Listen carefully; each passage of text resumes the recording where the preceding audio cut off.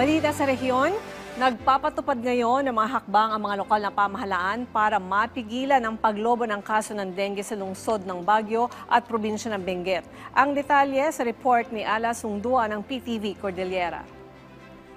Umalo na sa mahigit 3,000 ang kaso ng dengue sa probinsya ng Benguet mula Enero 1 hanggang Hulyo 27 taong kasalukuyan, batay sa record ng Benguet Provincial Health Office.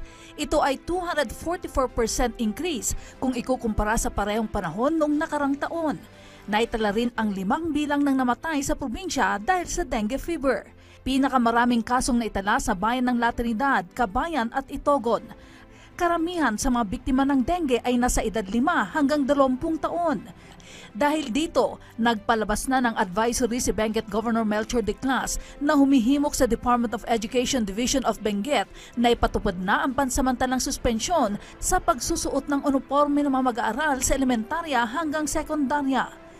Ipinag-utos din ang regular na pagpapatupad ng clean-up drive sa loob at labas ng paaralan upang mapuksa ang mga mosquito breeding sites. Biglang dumami yung mortality. So, mayroon na tayong 5 mortalities sa province. So, nag-meet kami kanina ng task force para makita natin kung anong kailangan natin, mga logistics, mga tao.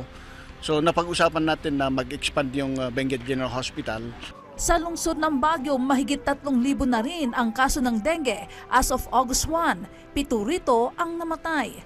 462% ang itinaas ng kaso ng dengue kumpara sa parehong panahon noong nakarang taon.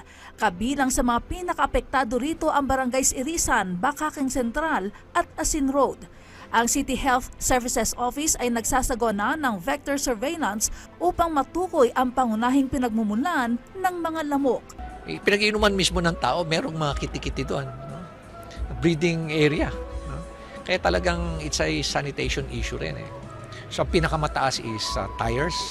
Ala Sungduan para sa Pambansang TV sa Bagong Pilipinas.